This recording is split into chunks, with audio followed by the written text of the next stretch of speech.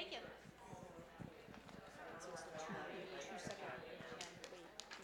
This one's live now too. So we should hold them. Yeah, if we want to. Recording. Okay. It'll take you a moment to indicate for the audience. Cool. It'll probably catch you a little bit, but make their video, I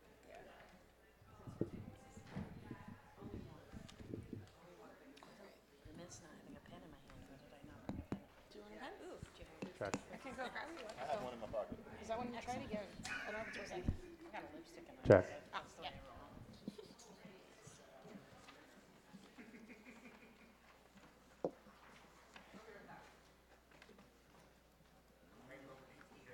It does feel very like spectacle. I know, I don't like how we're like facing I mean, at the front of class, like I've stood at the front of a class tons of times, like talking to students, but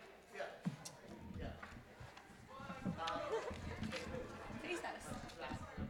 What? Face us. Okay, I love it. That's much better. Because this feels awkward. I don't know. How do we want to moderate? Go with the flow, go down the list. Go with the phone and then you have your phone for typing it. I do. I mean, I can help you with that too. it's It's our and the lights. I don't feel super warm otherwise I take this off. I wore my shark shirt for confidence. It's my best shirt. Abney? Yep. A-B-N-E-Y. What'd you say? Sorry. You just said something. Space. Again, am I too warm for this coat? I'm not sure. It could be the coat. It does look like a very warm coat. I was really comfortable, but the hands are freezing. It's a weird state. Having dinner with them on Sunday. We need like a little I know. I liked it better. It was super chubby before. share more stuff. She did some makeup. I'm trying to plan like It's like a blast. We could just take questions throughout it, like if people in the audience. Yeah, I think that's better. Yeah. Okay. that's perfect. Did you guys? Yeah. Sure. Yes. Vanessa, do you want to move forward a little bit? I just want to be able to like look at your faces when we're talking. I like that too. Oh, sure. It's a conversation with everyone. Hi, everybody. Can you hear me? Oh, yeah. Okay. Hi, everybody, and welcome to the Graduate Pedagogy Panel for graduate students, by graduate students. Not really for graduate students, but by graduate students. And our panel today is made up of a group of experts, graduate students, because who better to understand what graduate education, graduate pedagogy means today than the folks that are actually living it and experiencing it. Because y'all are the folks who are going to change graduate education in the future. It's your ideas and your response to your experiences now that are going to determine how we teach graduate school in the years to come.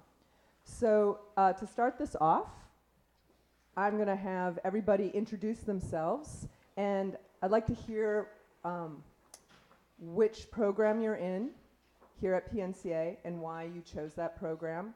And I know everybody here knows me, but just in case you don't, I'm MK Guth, the director of the Hallie Ford School of Graduate Studies. And now I'm going to put this down and pass it to the folks that matter.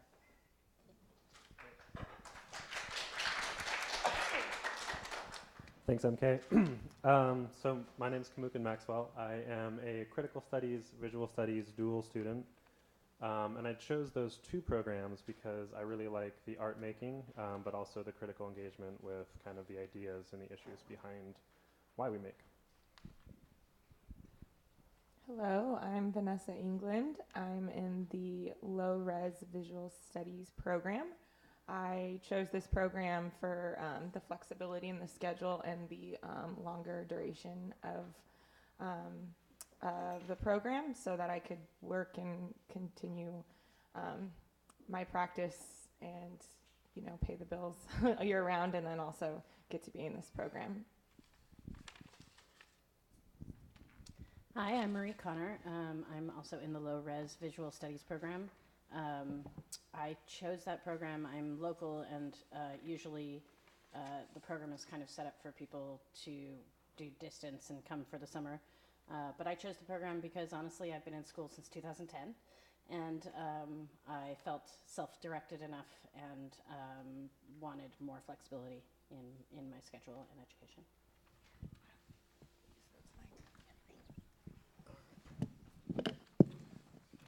My name's Abney Wallace, and I'm also in the low-res visual studies program. I think I chose this program really out of convenience. I live over in Central Oregon and have a family and didn't want to relocate to go to school. And I didn't have any opportunities for school where I live, so here I am. Hi, I'm Kara Cassidy Hall, and I'm in the Applied Craft Plus Design program. I chose it because I wanted a more creative path to kind of constructing a business. And I felt like this program is unique in the sense to be able to do that. Hi, my name is Heather Boyd. I am a second year in the Visual Studies program. And what kind of drew me here is I'm from Portland, but in coming here, the mentorship program was a very big plus for me. That was kind of a unique thing and drew me really to being here. So that, the facilities, and also just when I would come here and kind of tour the school a couple of times, the relationships between the faculty and students, how much students would come up and talk to the professors here was something that was really important to me as well. That stuck out. Cool. So to get things started, I'm just going to go over some of the general themes we have that we're going to be talking about. And then if people in the audience have questions or if they want to jump in while we're talking, since this is kind of informal and casual, just raise your hand and jump in and we can make this more of a group discussion. So kind of going along with the themes of the symposium, we slotted our topics under the headings of engage, critique, and inspire.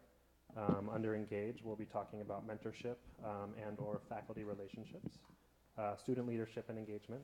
Under critique, we'll be talking about decolonization and social justice within the academy, and institutional accountability and transparency. Under inspire, we'll be talking about institutional feedback, professional practices, accessibility, and removing barriers to learning, and then next steps. So just to kind of get things started, thinking about mentorship and faculty relationships or dynamics, both in arts education and here at PNCA, what are some of the roles that mentorship has played for us or for you guys here? You have to use the mic so we can be recorded.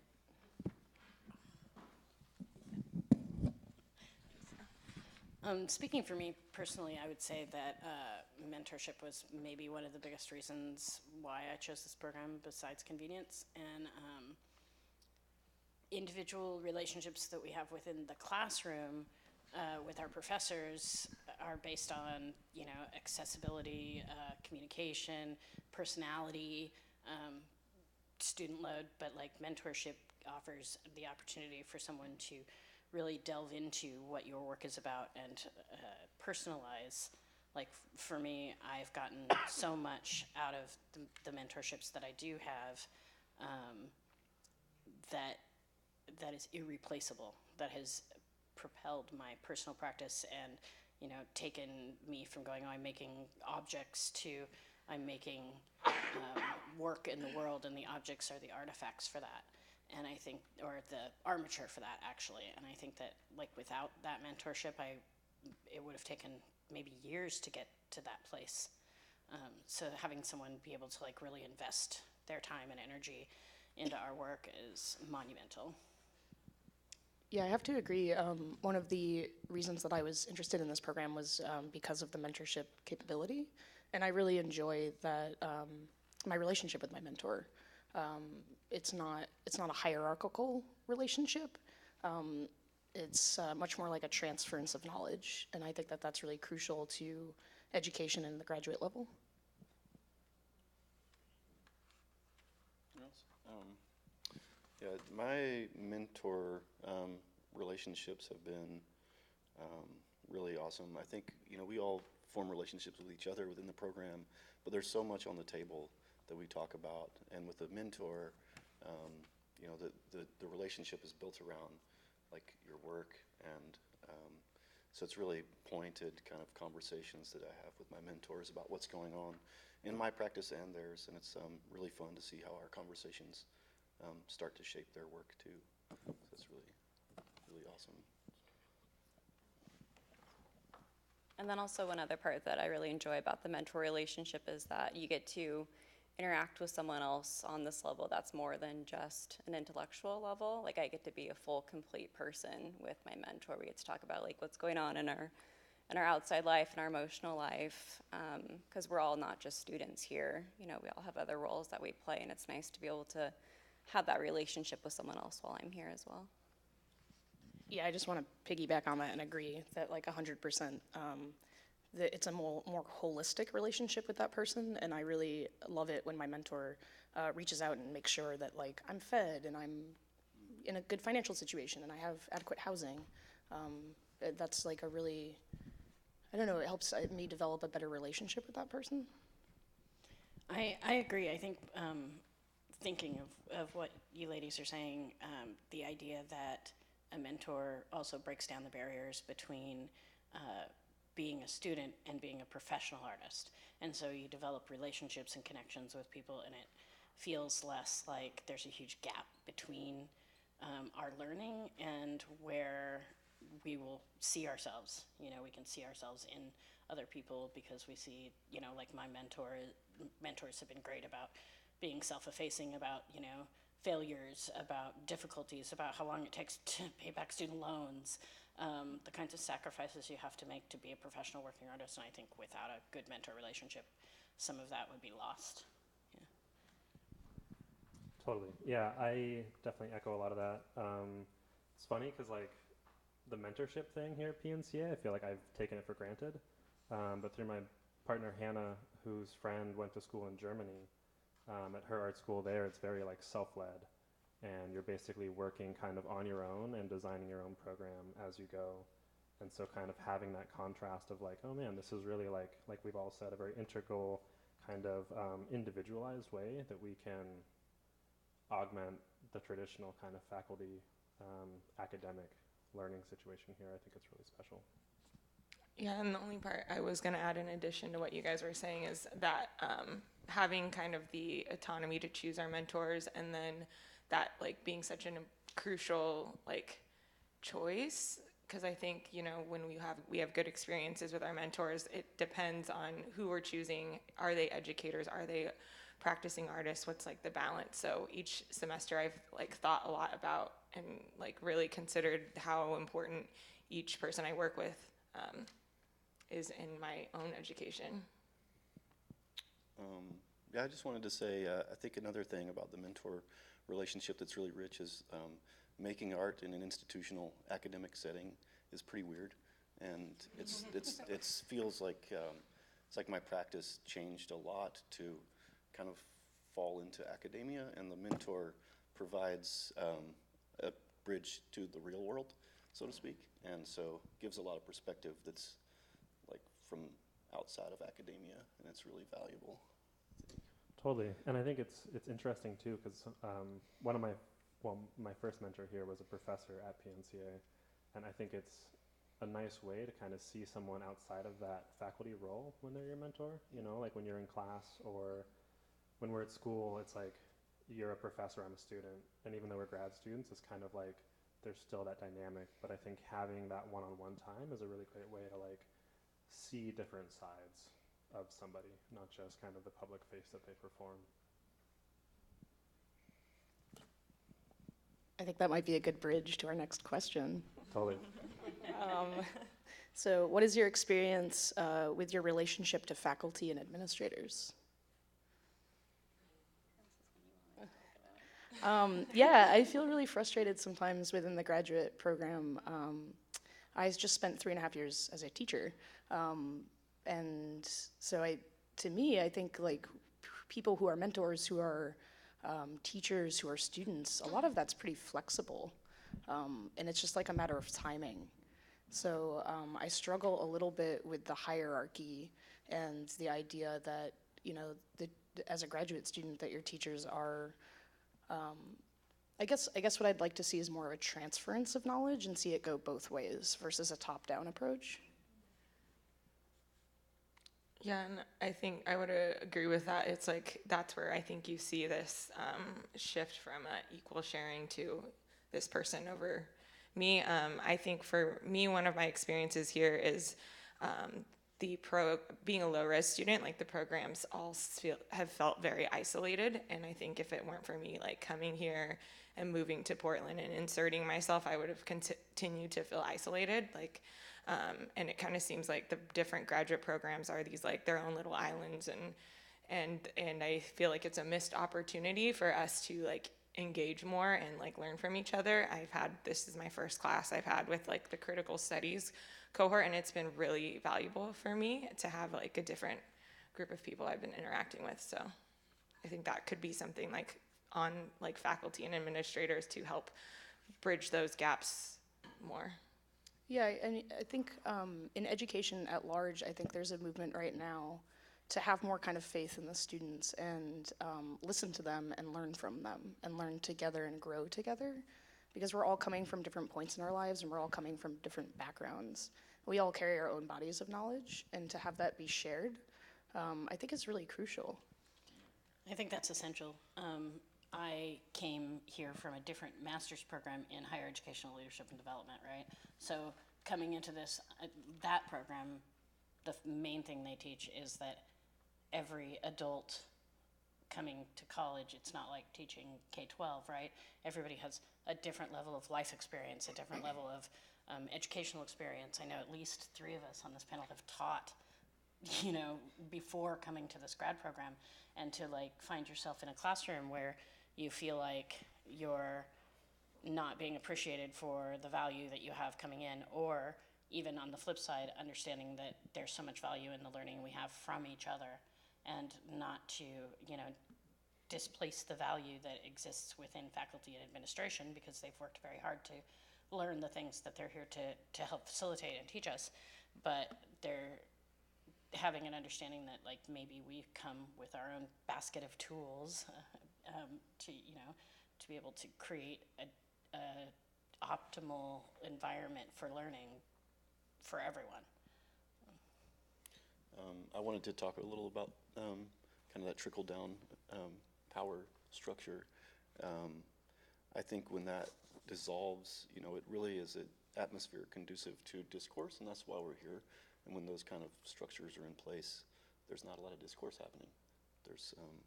And I think that's where really growth and learning happens. So.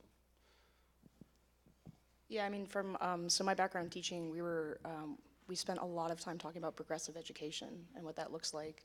And I'm seeing it here to some extent, but I was a little surprised at the lack of kind of, I would think in an art school there would be more progressive education already in place, more experiential learning, which is a great example of a way that I think faculty and students can kind of connect on the same level. So it was a big surprise to me. Yeah, and that discourse you're talking about, I think, gets elevated within those situations.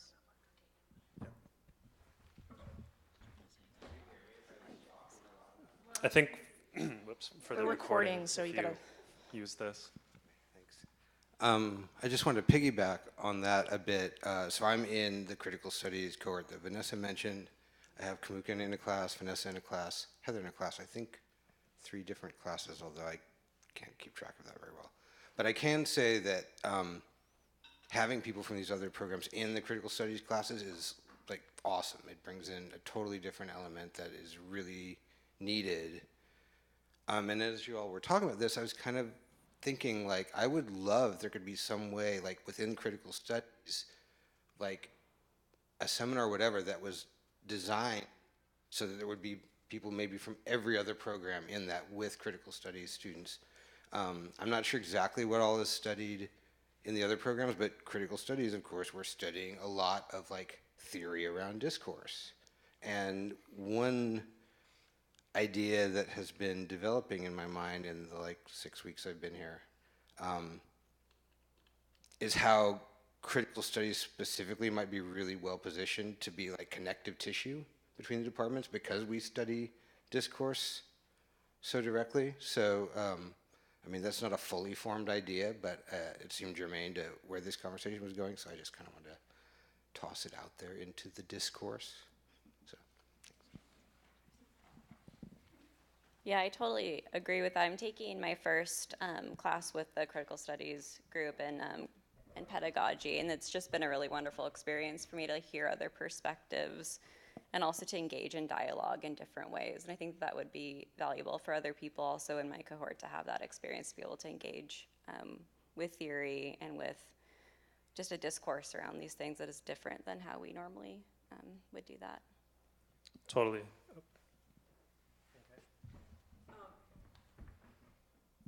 Kara, Yes. you're also in a collaborative design class.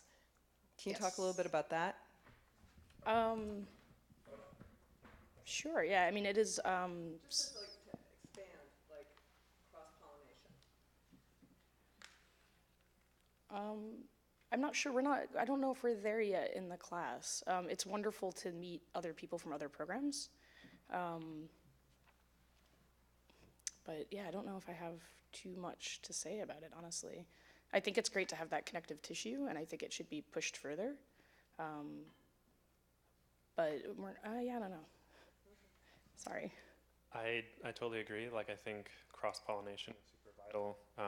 And that was one of the things I liked about the visual studies program here is, you know, it's not a painting program, it's not a photo program, it's not a social practice program, you know, it's all these things. And I think that intersection of like forms and thinking is really important. But then getting back to like hierarchy, I guess I don't want to be like the dissenting voice, but I just have like a different position. Like my mom was a professor. She's in her 70s now. And maybe it's generational, but like talking with her about academia, she was always like, it's not hierarchical, but I think for me at least the way I think about it is there's a power dynamic difference. And I don't know if that's what we're talking about necessarily, but she was always like, as a professor, I try to keep a very clear boundary between the student and myself. That being said, I also think that kind of having, at least as far as like a exchange of knowledge, I think a horizontal exchange makes a lot of sense. I don't know, just my 2 bits on that.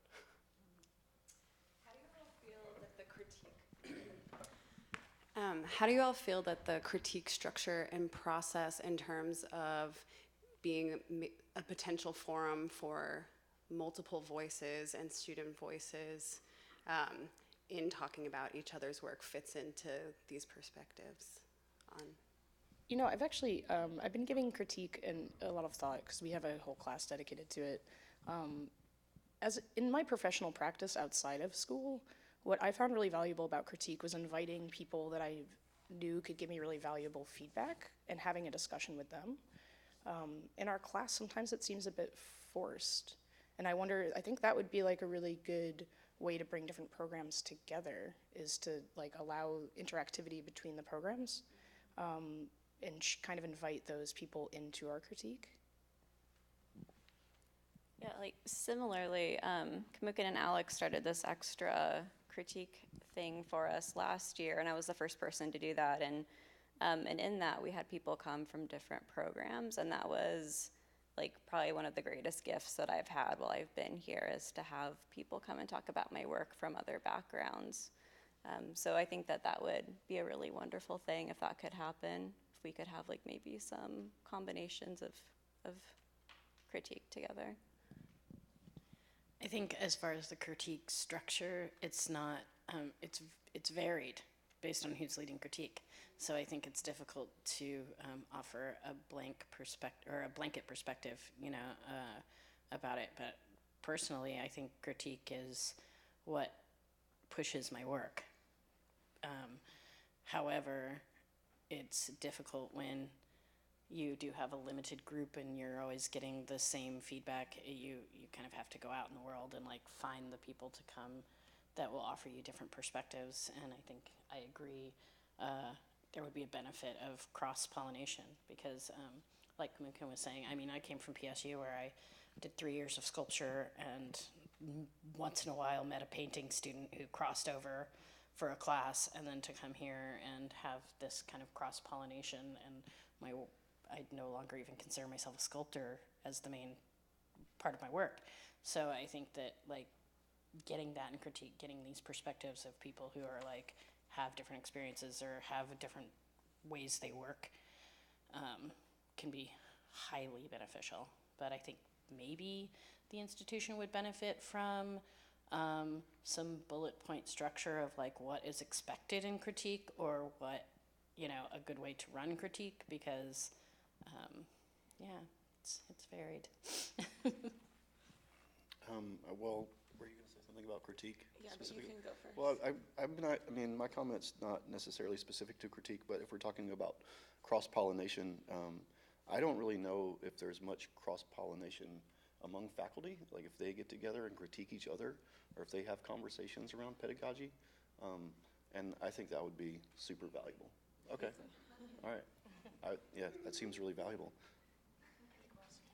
I think also just kind of piggybacking off of the conversation about critique is like critique in and of itself has its own pedagogy, and I feel like, I don't know about the other programs, but for ours we kind of just get plopped in and then don't really have any kind of framework of what our options are for critiquing and how to talk about each other's work. So I found, at least in the beginning of our program, it took us a while for it to become valuable, because it was kind of just like circling around the same thing, and then it resets with a new group of our cohort coming in where we just kind of are guessing, and I think it could be really valuable to kind of critique the critique, which sounds like they did earlier today, and I think that would be a good way to, I don't know, push our work and our conversations and our dialogue in that setting. I'm just going to say this. I think critique is really hard and really challenging. I think it's super important.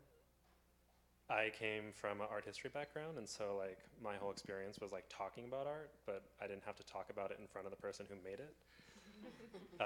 You know, and I think our feelings get wrapped up into it, and I think that every facilitator brings their own brand or style of doing it. Where was I going? I wrote a bunch of shit down here. I think it's really hard. I think it's really beneficial. I agree that I think like kind of a more intersectional critique could be really helpful. I agree with Dave that I think critical studies could have a lot to offer. But it's really hard, and I think talking to a lot of people here, it's like, you know, you have good critiques one week, and then you have like 3 really shitty critiques in a row where people don't say what you want to hear. So yeah, I don't know. I think it's frustrating. I think it's really beneficial. Maybe we need to like take things on more ourselves and facilitate the discussions we want to be having. Yeah, just to kind of piggyback off that and get back to kind of the hierarchical system. Every instructor or facilitator brings something different to the table, but I often find that we're at a loss to kind of give them feedback, the instructor, that is. And I think that that's really important. You know, like if you have a bad critique, I think there should be an amount of like back and forth with the instructor to see what happened, what went wrong, and what could be done differently even by that moderator or that facilitator's behalf. And that's often a conversation that's not had, which I think is really important. Totally. Like maybe we need to have like debriefs after critiques where like we can all like sit together and be like, how did that go? What worked? What didn't? Yes. You know, like how could that have been better? Did you get what you needed? Or did you get something you didn't think you were going to need, but that was actually beneficial? Because sometimes, you know, it kind of feels like we get done with critique and it's like, oh, that's over? Like, shit, I want to like unpack this more. Yeah, or what like just have like a happened? reflection. Yeah. Your time debrief of critiques. Support group. Tissues crying together. I think this could be a good transition though, because we mentioned talking about, you know, taking ownership of it as students, and one of our questions is what opportunities do we have for leadership roles, and kind of thinking about our abilities to take initiative, engage, have our own agency in our education, and wondering how you guys feel about that. Yeah, this is an important one for me, and I think because I already have a previous master's, I just kind of already know that it's needs to be very like individual led, and I've had to do that for myself. So coming into this, I was already kind of aware that I needed to shape opportunities for myself, but I didn't know that around my first time getting my master's. So I think even just letting incoming first years know that they can create opportunities for themselves. Like they can create, collectives with people that are in their cohort. They can create opportunities to do pop-up shows on first Thursdays if they feel like they want to show more. Or, if they do want to do extra in-depth critiques, they can get together and they can create these extra things for themselves. Or if a reading was really difficult and you want to get together, with your peers and talk about a reading, that you can do that. And I think that without knowing that that's something that you can do, you just don't necessarily even think about it. That said, I wonder how that plays into leadership roles aside from, the leadership of your own education. So I think one of my disappointments in this institution has been the limited, and it's partially because of the size of it, but the limited opportunities for teaching for grad students. You can get a TA if you're lucky. It might not be the right fit. And I know that there are other institutions and other programs that allow people more opportunities for actually leading students and leading classrooms. And I think that that is something that could kind of be pulled apart and looked at more analytically through this institution, like how and that's something that has to do with the relationship with faculty, and goes back to that hierarchical thing. How comfortable are the students going to faculty and saying, hey, let's work together to create opportunities for each of us? And some of us have a background that allows us to do that, right? We go, okay, we know that if we can't get it, we got to make it. But I think you're right. When a student comes into the institution, being empowered to know that they can make change, that they can fight for something. Maybe it won't change today, but we have to do the work to make it change tomorrow. And so yeah, I think leadership opportunities is a really, really important, much larger conversation that could be spurred from this day and this discourse. Just to give the school a nod, I do think having resources like V around gives us a voice, and I think that that's huge. So, but that doesn't really address your central question, I think, which is how do we facilitate that we are able to enact change ourselves, and how is that facilitated? How is that allowed for us? I also think, there are a lot of opportunities and resources, and I know for myself it's just taken time for me to even know what I have at my disposal here. And we have such a short, limited time here, so it'd be, I think, helpful to know kind of out the gate, like you were saying, here's some ideas, here's some options, here are all these people, these resources, there's a lot here. And I think it just knowing who to ask and what questions to ask has been what I found it to be the only way I could find where I have agency. So my question would be how can we make that agency more accessible without each individual having to go and ask for it? Because it's super time consuming, right? Yeah, I agree. I feel like throughout my undergrad and also graduate educational experience, I've had people one-on-one who are like, dude, if you need something, advocate for it, make it happen.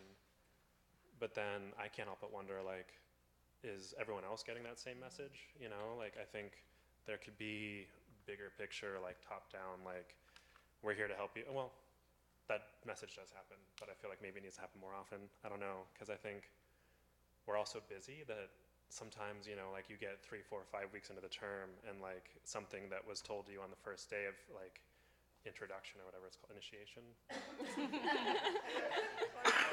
Orientation, there we go. It's like something that they tell you on the first day when you're like 7 weeks in, you're not thinking about that. So sometimes you just need like a reminder, like, hey, do you need something?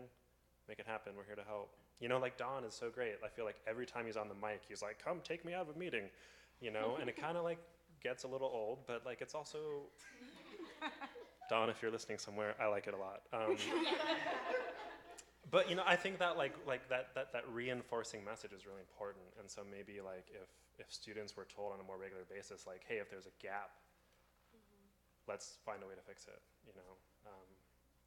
And especially because we only have 2 years and it just goes by so fast. And every time I think about how far I'm into my second year, I have like a little panic attack. And I think about all the stuff that I still want to do, and, you know, and now like being able to meet with other people and I'm just realizing how important it is that I don't know so many people here. And these are part of my like network that I'm supposed to be making so that I'm successful when I get out of here.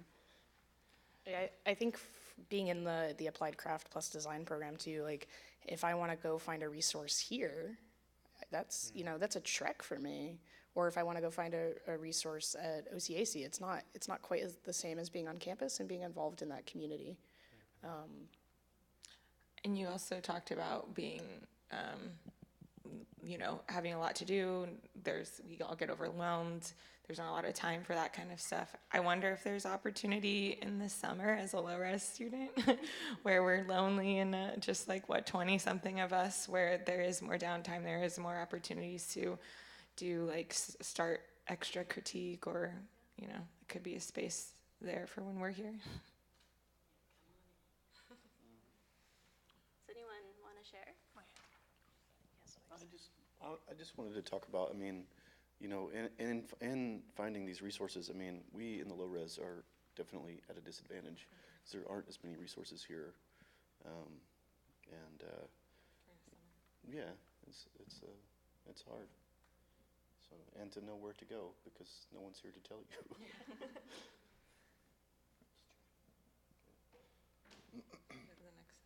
Sure. So this is a big transition. We're going to go from talking about student leadership and engagement to kind of social justice and decolonization practices within the academy and within art educations in general. So kind of just some questions to get this ball rolling, because it's a heavy ball. Where are places in academia or in the curriculum that could benefit from a decolonizing practice, and or what is the role of social justice in arts education and academia?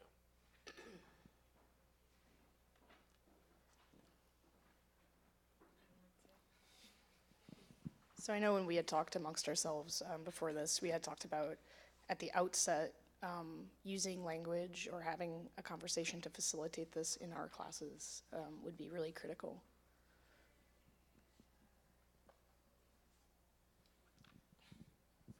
I know that here at the institution, I work with the Equity and Social Justice Action Committee and the Equity Council and Equity Officer, so this is big for me. And I think some of the work is starting to be done here, which has a lot to do with looking at syllabi, looking at programs, looking at the curriculum, and like you said, developing a language, and also kind of highlighting and recognizing where the old school, the old language exists, and eliminating it. So like not always even just finding new language, which is really important, but changing perspective completely. So, you know, it's one thing to come to a school that's full of art students and go, you know, everybody's open-minded and creative and doing their own thing. And then I was shocked to come here and not be introducing ourselves with our preferred pronouns. You know, in a social justice world, like that's expected, right? And to come in here and have that happen made me realize, oh, there's work to be done. And the work, I think, has a lot to do with like looking at the structure that exists and looking at what's working out there in the world beyond our walls, looking at the work that other people are doing. And, you know, we don't always have to reinvent the wheel. We can see what other activists have made happen and bring it in to like really talk about how we want the institution to run and how we feel included. I kind of deal with, we talk a lot about decolonization, and it involves, race and sex and feminine and queer theory, and I deal with like disability studies, which is kind of like the last thing to be talked about, but it's still there. And so I understand as a person with a disability that people don't understand my perspective. So I think maybe the way in is to share perspectives with each other, and rather than be accusatory, because I think that tends to be like the social justice warrior way, like, you aren't listening to me, I'm being marginalized. And realistically, people tend to put up a barrier when that kind of language exists. So to be able to say, can I offer my perspective? I'd like to hear yours. And I think that's like the first step to changing that. I feel like there's a lot of the work that's happening is on the surface, and I feel like, we're changing the language that we're using to talk about things, but we're still talking about the same things. And I think the subject, the thing we talk about, could be different. So, I mean, we can change our language to talk about European art, but we're not talking about any other art. We're still talking about the same subject. So, Yeah, and I know we'd also talked about like last week, the past 2 weeks with the Supreme Court nomination. Is there room in classes that aren't about social justice or about ethics or morals? Like, can we make room to talk about that? Because that's been so impactful to me, and I assume my cohort and beyond, that I feel like room should be made to have a 10-minute conversation about that and what that means. And it shouldn't just take place in a class that's dedicated to those things.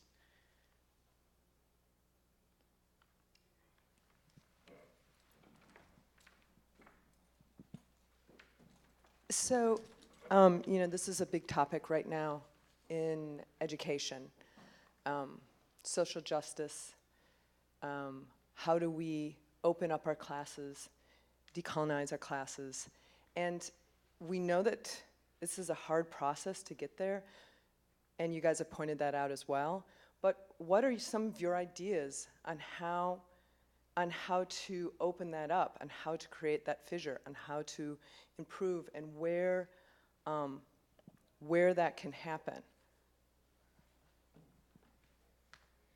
Yeah, I've had a lot of thoughts on this. I don't know. And definitely more questions than answers. But I think one of the things I've been paying attention to in some of my classes with like the readings and the discussion is we put so much like weight on these like Western canons, and then like sometimes like throw in other outside perspectives, and it's sort of just like compartmentalized and put on the shelf to kind of like check a box. And I think there's ways that these discussions could be more integrated and overlap. And I think that's up to individual professors how they're doing that. But it is something that's kind of new. So looking for ways where it can be more integrated and side by side versus like compartmentalized, I think could be a good place to start. I also think like recognizing that conflict in the classroom is okay, and creating space for conflict. Because I think like right now we're in this really weird like call out culture thing, and we all just want to be the most woke, for lack of a better word, and so we all like kind of shut down and feel uncomfortable about conflict as well. Yeah, I also think that change should start with the faculty. There's not a lot of diversity amongst our faculty. Most of the people I interact with are white, or don't have disabilities. I'd love to see more inclusion at that level, and I think that's actually a really good example of trickle down top to the students, because they're gonna have those voices. Yeah, I think that's a good point. It's like one thing to talk about it and study it, and one other thing to invite people in who experience and share those experiences. And then echoing what you were saying, Heather, of kind of creating space for uncomfortable conversations, and not just shutting them down and moving on. Like, if we are going to be progressive, if we are going to be like what we I think idolize art to be, which is like on the cusp of change, is we have to create room for these uncomfortable moments and like sit with that with each other and build those relationships and rapport in that amongst faculty, students, within ourselves.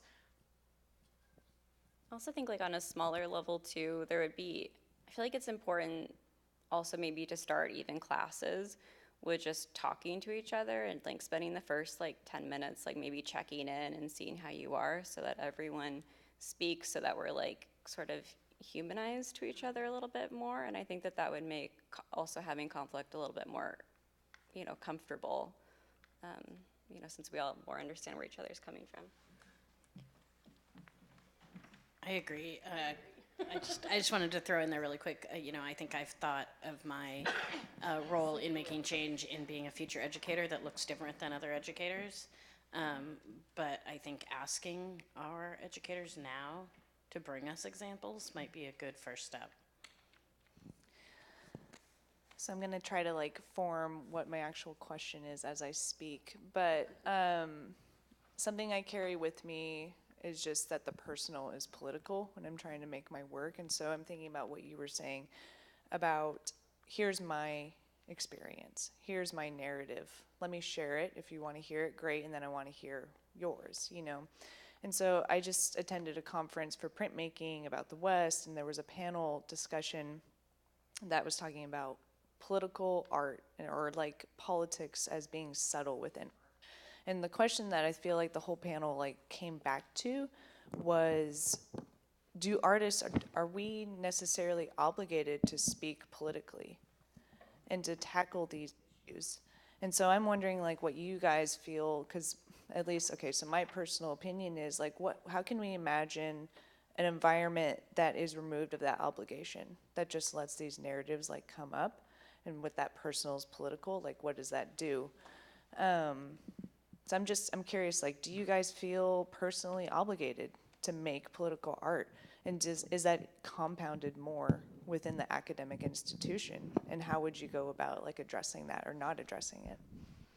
Well, I think what was just mentioned about just like making room at the beginning or end of class to talk, it doesn't have to be political. I do think so much of what's going on in politics right now affects all of us at our core and is not actually like political anymore. When you're dealing with an alleged rapist being put on the Supreme Court, it's a lot to unpack. And just letting people talk, again, I think like opens up that humanization and would allow for that discourse. I agree, like the personal is political. I feel like I've been asking myself, like, what does political art even look like? I think all art is political. But I think for myself, try to problematize what does it mean to be political. I guess I'll just take kind of the closest example for me with Indigenous art.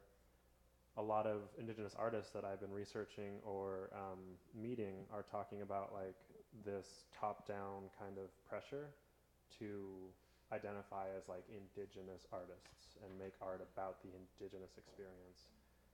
And how messed up that is, you know, it's like, why can't you just be a photographer? Why can't you just be a sculptor? Why is there this outside pressure or this, you know, perhaps internal, if we want to like homogenize the left, this pressure to be political? I don't know, I think that's a really good question. I think coming back to social justice in academia, I've been really excited by this scholar and activist in Seattle named Frances Lee. And they talk about how like classrooms can't be safe spaces, but they can be accountable spaces. I think sometimes when we focus on safe spaces, that means certain conversations can't happen, whereas accountable spaces, at least Frances's point is, within that kind of space, you can have the audacity to like listen to someone who you might disagree with and see them as a human, like you said. And I think that humanizing component for me is so important for how progressive or positive change can percolate into academia. I was also just going to say one thing, this is my own soundbite. During the Native American Arts and Culture panel that happened here, an artist from Alaska, Linda Infante Lyons, said that she's really trying to not use the term decolonize so much. It's kind of become this like bullshit hot topic word that if you like say that you're decolonizing, people are like, oh my god, that's amazing. But her point is like decolonizing from an indigenous perspective is about extraction. It's about this negativity, this negation. And she was like, we need to be positive and we need to be adding something. And so she's advocating for using the term indigenizing. Because really like the term decolonize is actually recentering colonization. It's also not inclusive. Totally. And her point was like, we can't undo the centuries of violence and murder that have happened. So how do we like reinsert indigenous perspectives and other marginalized perspectives into it? So that's my soundbite. That was social justice just happening. But you know, I also think these talks, like that's how this happens. I think sometimes in classrooms with like really heady, dense theory or like really serious topics, it's like no one wants to be the first one to talk, especially in a school that's as not so diverse like PNCA. But I think having conversations like this with each other and then also like on a stage in front of people, I think it's an important step. Maybe not on stage all the time. Around a table instead of facing everyone, that would be Totally. nice. So you asked if faculty talk about these things.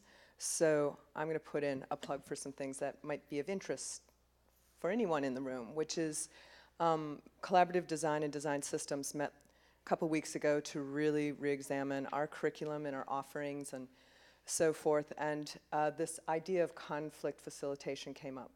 So we're actually running a 1-credit workshop, a 3-day intensive, run by somebody who's an expert in this area, and it's not conflict resolution, right? It's conflict facilitation. So how do you engage in a conversation, and how do you address conflict and allow it to be a useful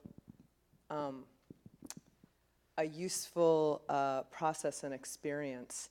And so, because the faculty felt like this is something that we all kind of need, and both for our classrooms, our faculty, and our students, that would be useful.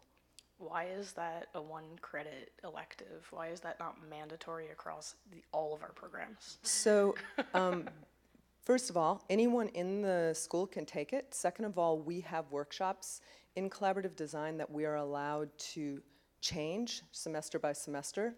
So that's why we use that system. But on that note, we also changed another class, which was called Creative Leadership, which was really kind of a professional practice class. But what we found is a lot of the students that come to collaborative design and design systems actually already are coming from the professional world. And they have a lot of the things that we were offering in that class. So we actually have changed it and are in the process of talking to a lot of different people, one person in particular. And it's now Creative Leadership, Equity, and Ethics. And it's actually looking at leadership models through the lens of equity and ethics, but also leadership in different areas. So leadership as a mentor or an educator, or as the head of an organization, or the head of a group, or somebody who's trying to work with a group, or maybe a business. So looking at different approaches to leadership and really kind of unpacking it as a way to also address some of these issues. So, and again, it's open to anybody. Cool. Sorry. I just think it was relevant to like the questions you were asking. Like, when does that happen? I don't even know. I've never heard that that's going on. Classes registration opens up, I don't know, in a few weeks, and it will be under collaborative design and design systems, and it's classes that are offered. Great.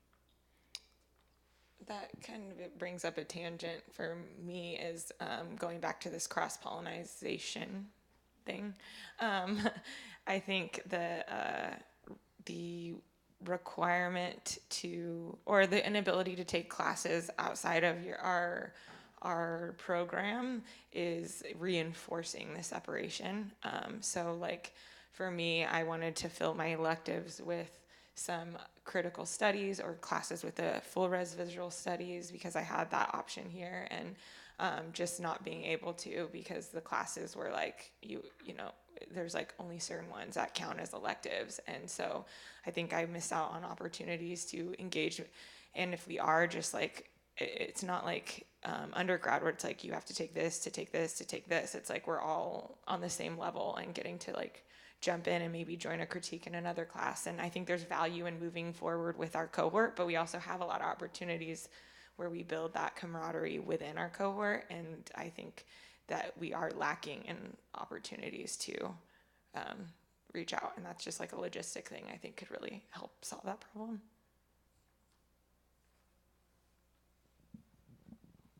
Kind of just as understanding the institutional framework, you know, I agree with you. I have found that I've been able to get into some of those classes through getting special permission, and it's kind of just one of the intrinsic issues with not being able to offer 600 classes for 600 students, special made for them. You know, they have to fill the classes. They have to pay the teachers to teach the classes, and I get that. I think maybe just going back to transparency, you know, making it more transparent that there is a way to kind of work the system to your advantage a little bit, which is also part of a creative practice of going on and being professional, you know, like learning, okay, the institution's here for me, and I can go and like talk to this person or go talk to Shauna or talk to somebody and say, hey, you know, I've got this individualized background that makes me a perfect candidate to make your class better. And it does exist. You can do that here. So. I just like, you said something that's really interesting where actually being able to participate in classes outside of your program can make you feel more separated or isolated. And I have to kind of agree with that, going back to your question, MK. Sometimes I feel like within the collaborative design class that my voice as an artist is like silenced a little bit, or I'm told to totally shift my perspective to the rest of the class, or rather than opening it up and saying like you come from a different perspective, what is your voice on this? I feel like almost sometimes it's the opposite, and it can be isolating, which is really interesting. And that's a good question. I'm not sure how to solve that. Kara, that's interesting because that class historically has people from all different programs in it, even sometimes BFAs. So, yeah, it's something to think about. Do we want to go to accountability? We could. What do you want to do? I was going to go off script. Go for it. Well, you know, I think these are all really exciting things to talk about, and like something that's been kind of percolating in my head is like, why the heck are we even here? You know, like an MFA or an arts education is like ranked one of the worst choices right now. Yeah.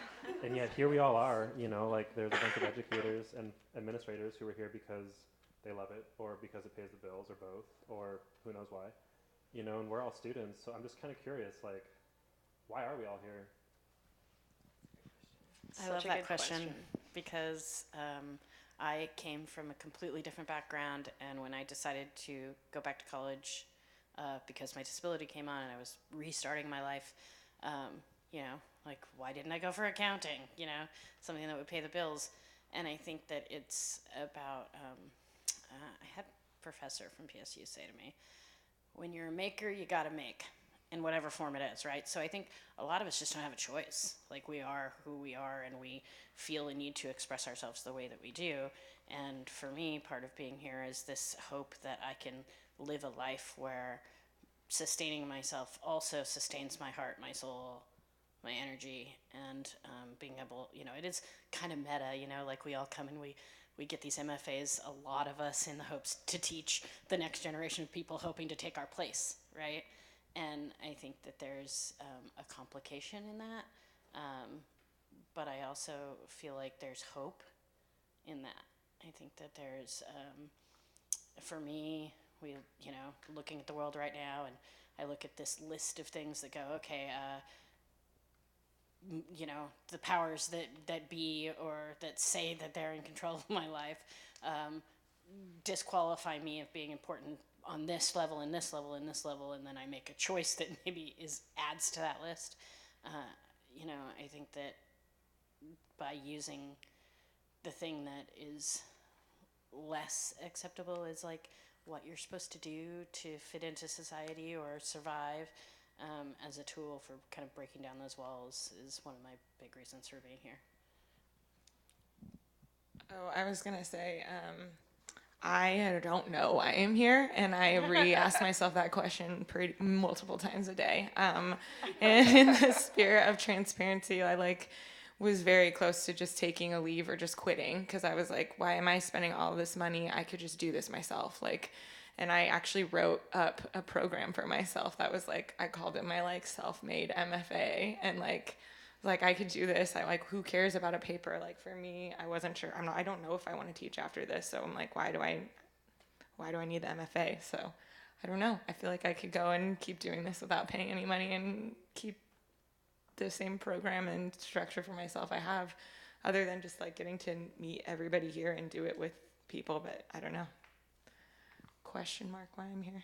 So when I was teaching in Beijing, which in China arts are probably valued even more so than they are here, and I would have a small amount of students who wanted to go to art school in the States or Europe or not in China, and their parents would be freaking out because they wanted them to go to business school or they wanted them to be doctors. And when I talk to the parents, I'd say the value of getting an arts education is that you become resourceful and resilient, and that the career paths for the next generation are not what they used to be, and that learning those two things is more helpful for an education than anything else, because we're not going to have careers like we used to. I'm here making my own job that I want. That's why I'm here. That's why I'm doing an MFA. And I think that that's incredibly important. Well, the reason I'm here might be foolish. I am a self-taught artist, and my undergrad happened a long time ago. I never had any art in my undergrad. Kind of as my life went on, I've shed lots of things in my life to give more space to my art practice. And but my art practice was in isolation. It was in my home and didn't extend very far beyond that. And I was really interested in what the larger conversation was, and if there was a place for me in that conversation. I'm not sure there is at this point, but and then I recognized there might be some residual benefits of being here also, but I think the primary reason was to kind of try to join a bigger conversation. So. Cool. I am here because I don't know, there's nowhere else I want to be. I think art is magical, and I think that it's really easy to just go along with what we're told we should do. Marie, you said why am I not an accountant? And it's well, because art's way better than crunching numbers. And it's if the world's going to burn in 25 years, I'd rather get into debt and have these conversations. I don't know. But then some days I'm what the heck does art even do? I don't know. It's a weird beast. But I would so much rather be having these conversations and looking at the forms that we use to communicate our ideas than going to an office job that I hate. I don't really want to teach. I just want to stay in school forever but not teach. Is that doable? I tried. Everyone has that. Yeah. If you have a lot of money. But also, I think the next generations need art. I think art, at least for me, art history turned me on because it says things that dominant culture doesn't. It says important things, even if it says it poorly and the work looks like shit. Sometimes the idea matters. Sometimes the form matters. I don't know. I've been sitting here. We have this script of really important issues to talk about, topics. But I was just kind of man, for a panel on pedagogy, I think it's important to talk about why are we here? What do these pedagogical frameworks do for us? Are they working? Or is that the wrong question to ask? I don't know. Sorry, I'm going way off script now. Heather, did you want to say something? Well, I guess for me, I hadn't planned on being here. I'd planned on getting my PhD in sociology and teaching, but after my first master's, I was so depressed and sick. And being here, I'm probably the happiest I've ever been in school, and I feel the most comfortable. And I feel I actually get to explore my life and tie my life to political, economic, social institutions, and I can make that like personal as political thing, which to me is important, especially coming from like a severely misogynistic like household and background. So for me, like art in theory is therapy. Did anyone in the audience want to talk about why they're here? I think you guys have a microphone out there.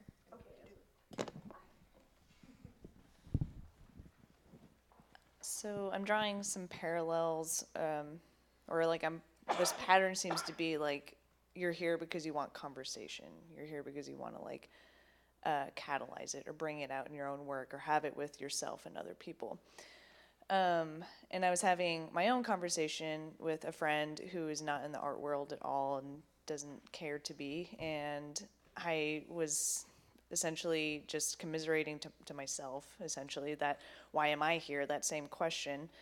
And she immediately answered, well, you're the one, artists start the conversations. We need you. We need you. And I was like, oh my God, thank you. And it kind of reinvigorated me.